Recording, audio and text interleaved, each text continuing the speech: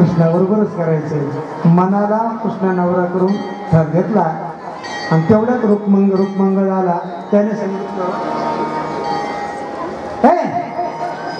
त्याच्याशी लग्न करायचं.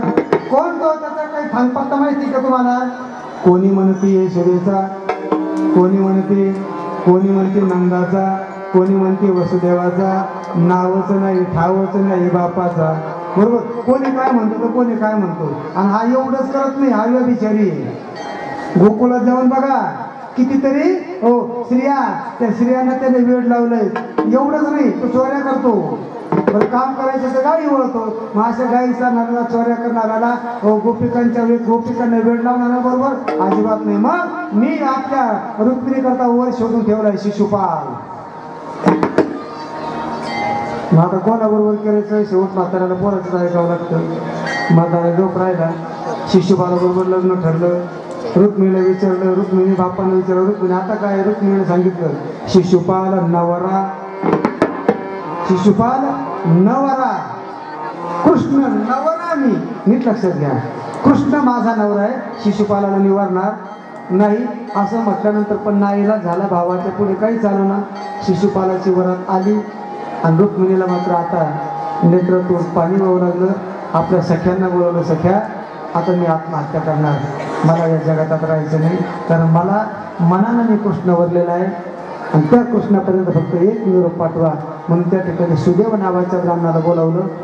सुदेव नावाचे ब्राह्मण त्या ठिकाणी आले. यशोद आपल्या रुक्मिणीनं एक कागद घेतला आणि त्या कागदावर लिहिलं. काय लिहायचं ते त्याला आत्ताच्या भाषेत नाव पडलं प्रेम पत्र. बरं का, ते लिहिलं. निरोप सांगितला, कृष्णा मी तुला समर्पित झालेली आहे आणि आज माझं लग्न जर शिशुपालाबरोबर होत असेल तर शेवटची चिठ्ठी म्हणून मी तुझी आहे आणि तुझी म्हणूनच मी देहत्याग करणार आहे. चिठ्ठी सुदेव ब्राह्मण घेऊन गेले. सुदेव ब्राह्मणाने कृष्णाला निरोप सांगितला.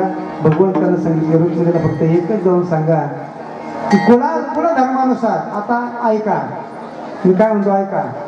रुक्मिणी तयार झाली असेल तर रुक्मिणीला या बाजूला घेऊन या. रुक्मिणी तयार आहे का?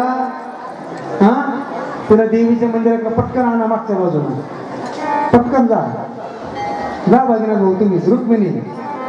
आणि तिला सांगा कुळधर्मानुसार वधू वराला मंडपात येण्याच्या अगोदर जी वधू आहे तिला देवीचे दर्शन घेऊन मग मंडपात यावं लागतं.